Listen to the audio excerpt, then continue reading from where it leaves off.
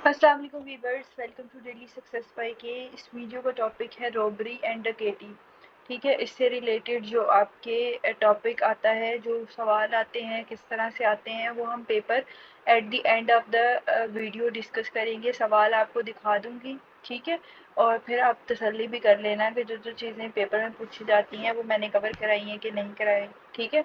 Introduction सबसे पहले इसका कवर करेंगे, जिसके अंदर हमने ओवरव्यू लेना है जो प्रॉपर्टी के अगेंस्ट जितने भी ऑफेंसेस होते हैं उनका, और डेफिनेशन प्लस इम्पोर्टेंस।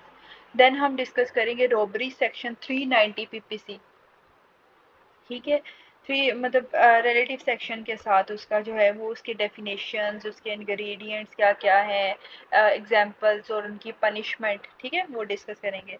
देन आपके पास आ जाएगा डकैती, ठीक है। सेक्शन नंबर 391 जो है वो हम डिस्कस कर लेंगे, उसकी भी डेफिनेशन, इंग्रेडिएंट्स, और फिर हम दोनों के दरमियान डिस्टिंक्शन यानी डिफरेंस देखेंगे, और फिर पनिशमेंट भी देख लेंगे, ठीक है।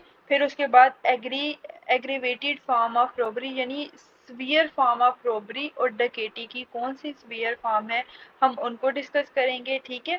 फिर आपके पास डिस्टिंक्शन आएगी थेफ्ट, रॉबरी और डकैती के दरमियान, ये चीज़ें आप पढ़ने वाले हो। Then at the end conclusion.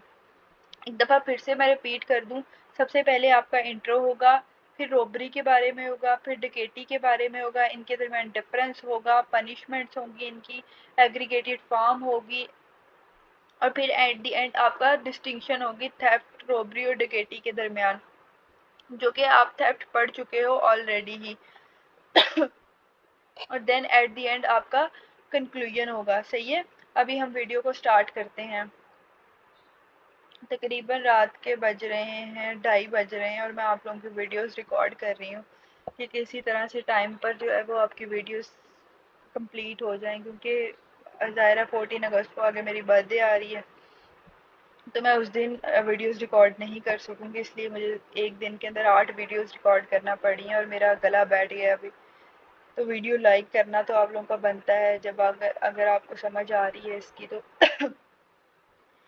अच्छा जी, सबसे पहले है इंट्रोडक्शन, जिसके अंदर हमने ओवरव्यू लेना है ऑफ ऑफेंसेस अगेंस्ट प्रॉपर्टी, ठीक है।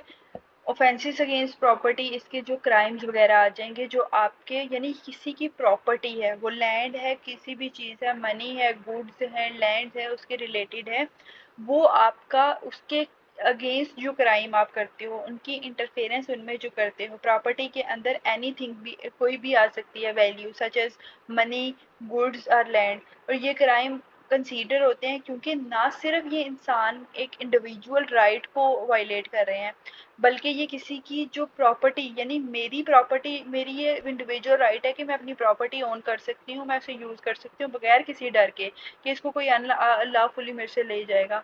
तो ये लॉ एक बेसिकली आपको प्रोटेक्शन प्रोवाइड करता है। तो पेनल कोड के कॉन्टेक्स्ट में अगर हम बात करें, पीपीसी के कॉन्टेक्स्ट में बात करें, तो ऑफेंसेस जो प्रॉपर्टी के अगेंस्ट होते हैं ना, जैसे थेफ्ट हो गया, एक्सटॉर्शन हो गया, रॉबरी हो गया, डकैती हो गया, हर एक के लिए जो है वो डिफरेंट पनिशमेंट है। थेफ्ट क्या है, आप किसी को जो है वो किसी की इजाज़त के बगैर कोई चीज़ ले जाते हो। एक्सटॉर्शन क्या है कि आप फोर्स करते हो कि वो अपनी प्रॉपर्टी को छोड़ दे, वरना आप उनको नुकसान पहुंचा सकते हो। Now coming to words the definition and the importance, robbery and डकैती। रॉबरी क्या होती है, बेसिकली इज एसेंशियली थेफ्ट और एक्सटॉर्शन, ठीक है, that become very serious when force और fear use to take property. For example, if someone steals money from another person by threatening them with a weapon, it is considered as robbery. Robbery क्या होता है कि किसी ने आपके ऊपर gun रखी और कहा कि अपने पैसे, अपने मोबाइल, अपना वॉलेट मुझे दे दो, this is basically robbery in simplest wording, ठीक है। डकैती इससे भी ज़्यादा सीरियस होती है, सिमिलर है, लेकिन इसमें ये होता है कि 5 या उससे ज़्यादा लोग एक दूसरे के साथ बैठते हैं, वर्क एक प्रॉपर प्लान बना के फिर कमिट करते हैं क्राइम, और ये ज़्यादा सीरियस होता है, क्योंकि इसमें किसी को खतरा, जान का खतरा, वायलेंस का खतरा ज़्यादा बढ़ जाता है, ठीक है। बोथ डकैती एंड रॉबरी एंड डकैती are treated at serious criminal offences के तौर पर इनको ट्रीट किया जाता है पीपीसी के अंडर, क्योंकि ना सिर्फ ये इंसान की प्रॉपर्टी का राइट को नुकसान पहुंचा रहे हैं, बल्कि इसके साथ साथ जो विक्टिम है उसकी ज़िंदगी भी खतरे में जा रही है, उसकी सेफ्टी भी रिस्क पर है, ठीक है।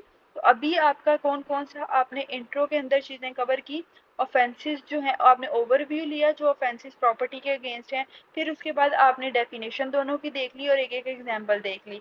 अब हम आ जाते हैं रोबरी की तरफ, जो कि है आपकी सेकंड आउटलाइन, जिसमें हमने जो जो चीज़ें कवर करनी है मैं पहले वो चीज़ कवर क्लियर करती हूँ ताकि आपको याद रहे। हम डेफिनेशन देखेंगे, ठीक है, रोबरी के, फिर उसके बाद हम असेंशियल्स देखेंगे, असेंशियल एलिमेंट्स उसके कौन कौन से हैं, देन हम इंग्रेडिएंट्स देखेंगे, इंग्रेडिएंट्स के बाद हमने क्या देखना है, एग्जाम्पल देख के, और हम ये पनिशमेंट्स भी देख लेंगे इनकी। ठीक है, ये चीज़ें आप इसके अंदर कवर करने वाले हो। समझ आ रही है आप लोगों को? डेफिनेशन हमने ऊपर पढ़ ली है, ठीक है, आप बिल्कुल उसी तरह डेफिनेशन लिख सकते हो जो पीपीसी के सेक्शन 390 जो है वो रोबरी के बारे में बात करता है, और ये मैं इसको हाईलाइट कर रही हूँ, आपने सेम एज इट इज़ इसको लिख देना है, स्क्रीनशॉट ले लीजिए डेफिनेशन, और आपका जो कॉन्सेप्ट है यहाँ पर क्लियर है। देन है आपके पास essential elements. Essential element PPC के जो हैं वो क्या है, थेफ्ट और एक्सटॉर्शन के।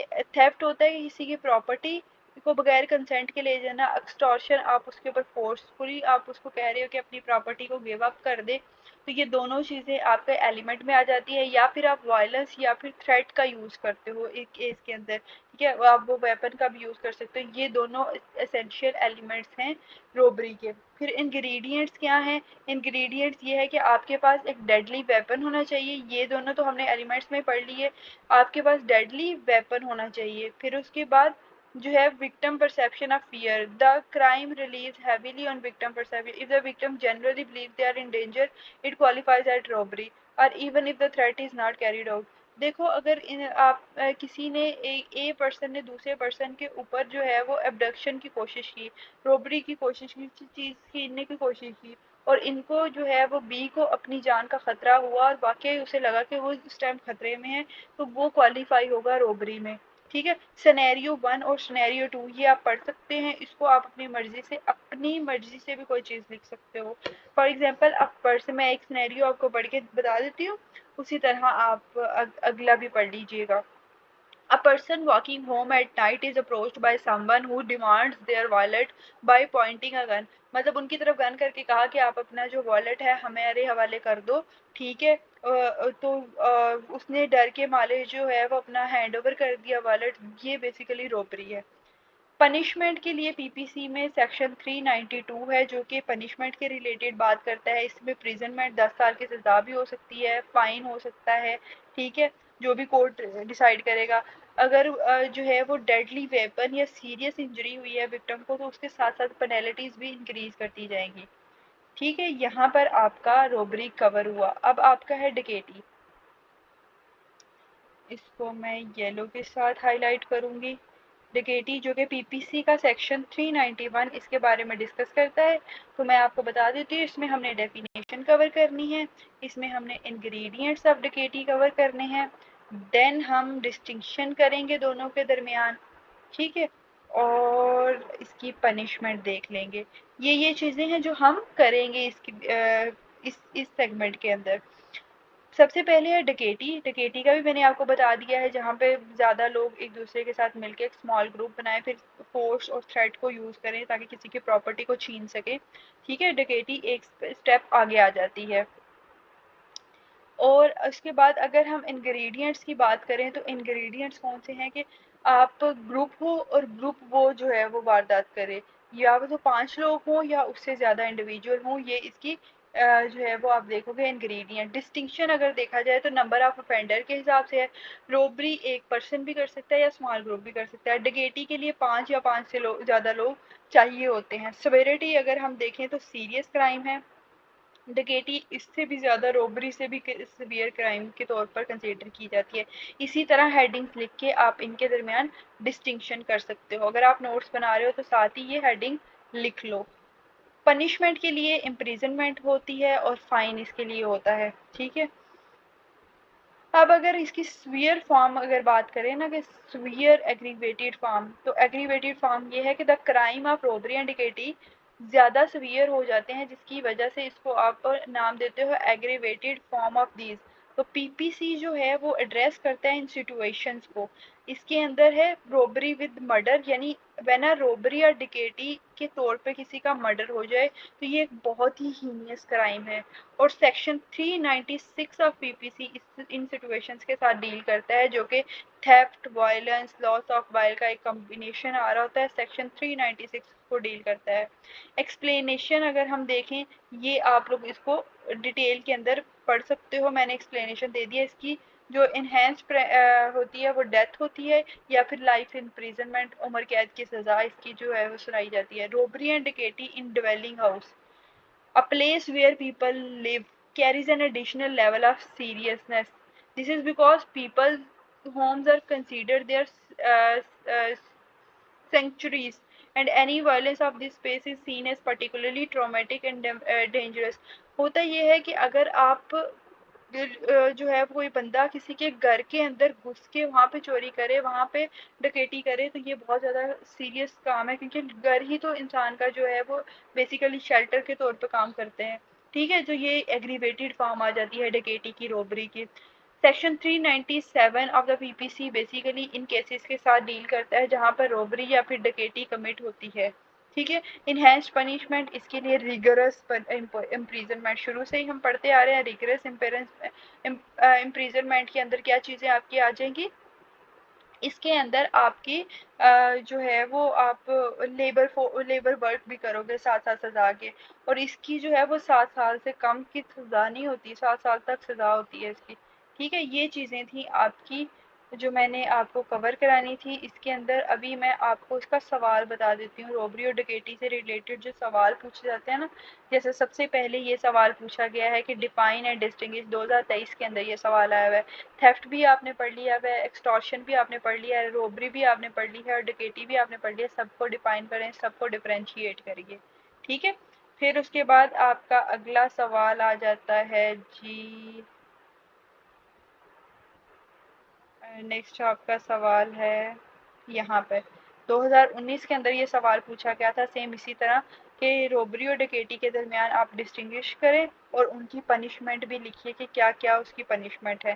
ठीक है, ये आपके सवाल थे, और मैंने आपको साथ ही पास्ट पेपर भी बता दिया। अब आपको पता चल गया कि आपने ये सवाल कंप्लीट कर लिया है। जब आप मेरे सारे टॉपिक्स कंप्लीट कर लोगे ना, फिर एक पेपर पकड़ना और उस पेपर को देखना कि आप कितने सवाल अटेम्प्ट कर सकते हो। अगर आप वाकई में पेपर कंप्लीट कर रहे हो तो इसका मतलब आपकी तैयारी हो गई है। ठीक है, तो फिर उसी को बस रिवीजन करो और बस अपना काम पूरा हो गया और अच्छे से पेपर दो। ओके जी, अल्लाह हाफिज़।